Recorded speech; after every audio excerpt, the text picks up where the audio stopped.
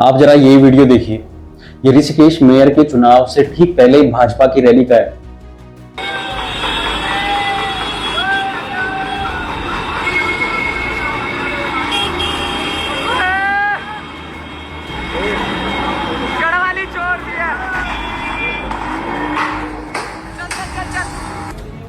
अब आप ये वीडियो भी देखिए। ये चुनाव के बाद भाजपा के समर्थकों का है। देख सकते हैं आप यहाँ शंभू पासवान के घर के पास इतना भीड़ शाम हो रखा है। शंभू पासवान जीत चुके हैं और गढ़वालियों की माँ की जूत। दोनों ही वीडियो में एक ही समानता है कि गढ़वालियों को गालियां दी जा रही हैं। उन गढ़वालियों को जो प्रदेश के मूल निवासी हैं, उन गढ़वालियों को जिनके बाप दादाओं ने कभी इस प्रदेश की लड़ाई लड़ी, उन गढ़वालियों को जिन्हें पूरे देश में उनकी सादगी, सरलता और उनकी ईमानदारी के लिए जाना जाता है। और ये जो गालियां हैं, ये सिर्फ आपको या मुझको नहीं दी जा रही हैं, ना ही ये सिर्फ हमारे बुजुर्गों को दी जा रही है, ना ही ये सिर्फ हमारे समाज की महिलाओं को दी जा रही है, बल्कि ये हमारी उन आने वाली पीढ़ियों को दी जा रही है, या जो पीढ़ियां हमारी जा चुकी हैं ये उन्हें दी जा रही हैं। ये हमारे उन शहीदों को दी जा रही हैं जिन्होंने रामपुर तिरहा कांड में अपनी जान गंवाई, जिन्होंने खटीमा गोलीकांड में अपनी शहादत दी और जिन्होंने मसूरी गोलीकांड में अपनी जान गंवाई।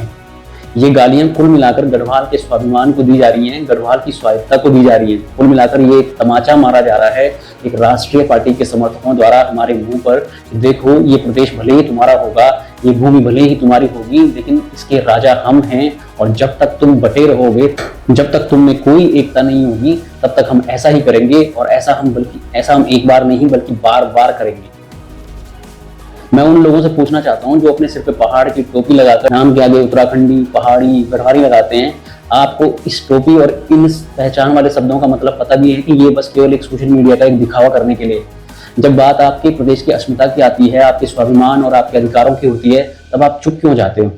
और जब पहाड़ और पहाड़ के मुद्दों की बात होती है तो वोट मोदी जी के नाम पर या हाथ का पंजा देखकर क्यों डालते हो? कैसा लग रहा है आपको ये गालियां सुनकर? बाय द वे, बुरा तो बहुत लग रहा होगा ना, पर आप कर कुछ नहीं सकते और ना ही आप कुछ कह सकते हो, क्योंकि आप एक राष्ट्रीय पार्टी की अंधभक्ति में इतने डूबे हुए हो कि अपने ही प्रदेश में अपनी ही माँ बहनों के लिए ये गालियां सुननी पड़ रही हैं। क्या आपको एहसास भी है कि ये गालियां सिर्फ आपके लिए नहीं है, बल्कि ये उन माओं के लिए हैं जिन्होंने अपने बेटों को इस देश की सीमाओं पर भेजा है? ये गालियां उन बहनों के लिए हैं जो पहाड़ों की संस्कृति और मर्यादा को आज भी संभाले हुए हैं। ये गालियां उन बुजुर्गों के लिए हैं जिन्होंने अपनी पूरी जिंदगी पहाड़ की मिट्टी के लिए समर्पित कर दी। ये गालियां पहाड़ के उन युवाओं के लिए हैं जो अपने गांवों से निकलकर अपना घर छोड़कर शहरों में मारे मारे फिरते हैं। ये गालियां उन युवाओं के लिए हैं जिनके माँ बाप ने उन्हें शहर में लाकर बसा तो दिया, लेकिन एक जमीनी पहचान देने में नाकामयाब रहे। ये गालियां उन तमाम शहीदों के लिए हैं जिन्होंने अपनी शहादतें दी हैं। ये गालियां उन तमाम लोगों के लिए हैं जिन्होंने उत्तराखंड राज्य को बनाने के लिए वो आंदोलन लड़ा था। मोदी जी के नाम पर या हाथ के पंजे के निशान पर वोट डालकर आपको क्या लगता है कि ये लोग कभी समझेंगे कि इस प्रदेश के मूलभूत मुद्दे क्या हैं? पूछिए अपने नेताओं से कि 25 साल बने हुए हो गए हैं उत्तराखंड को, तो क्या उत्तराखंड वो राज्य बन पाया जिसकी परिकल्पना कभी हमारे आंदोलन लड़ने वाले लोगों ने की थी? अगर बना है तो आज फिर बाहर के लोगों को लाकर हमारा नेता क्यों बनाया जा रहा है?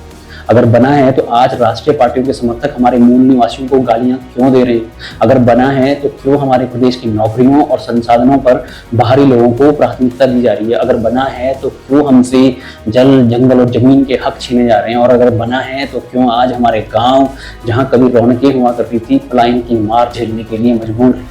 और अगर बना है तो क्यों हमारे पहाड़ों में जो स्वास्थ्य की व्यवस्थाएं हैं वो इतनी लचर है? सवाल तो बहुत हैं पूछने के लिए, लेकिन आप पूछेंगे नहीं, क्योंकि आप उन पार्टियों की भक्ति में इतने तल्लीन हो चुके हैं जिन्हें इस प्रदेश के मूलभूत मुद्दों से कोई सरोकार नहीं है। इस प्रदेश की जनता के क्या मुद्दे हैं उनसे कोई लेना देना नहीं है। आप उनके लिए केवल एक वोट बैंक बनकर रह गए हैं। सोचिए, जिन राज्य आंदोलनकारियों ने इस प्रदेश के लिए लड़ाई लड़ी, जिन लोगों ने तमाम तरह की शहादतें दी, आज उनकी आत्मा कितनी दुखी हो रही होगी। क्या इस दिन के लिए ये प्रदेश बनाया गया था कि बिहार से आए एक व्यक्ति को आपका नेता बना दिया जाएगा, जिसे आपके मूलभूत मुद्दों की कोई चिंता भी नहीं होगी, और उसी नेता के समर्थक फिर सरेआम आपको गालियां देते फिरेंगे? और बाय द वे, इन गाली देने वालों को ये जो हिम्मत है ना, ये भी आप ही से मिलती है। जब आप इनके लाए बाहरी लोगों को वोट देकर अपना नेता चुनते हैं तो आप उन्हें वो हिम्मत देते हैं। आप भी उतने ही कल्प्रिट हैं। इसलिए अगर आप आज भी नहीं जागे तो वो दिन दूर नहीं होगा जब आप अपने ही प्रदेश में बाहरी बनकर रह जाएंगे। मोदी जी की भक्ति में वोट देना बंद कीजिए, अपने प्रदेश के मुद्दों को लेकर लड़ने वाले नेताओं को चुनिए। कुछ नहीं होगा तो कम से कम आपकी आने वाली पीढ़ियां तो सुरक्षित रह पाएंगी। और हाँ, अगर ये गालियां सुनने के बाद भी आप 2027 में फिर से बीजेपी को वोट देना चाहते हैं तो भैया खुद को पहाड़ी, गढ़वाली, उत्तराखंडी कहना बंद कर दीजिए। तब शायद हो सकता है कि आपको ये गालियां सुनकर बुरा ना लगे। धन्यवाद। जय उत्तराखंड, जय पहाड़।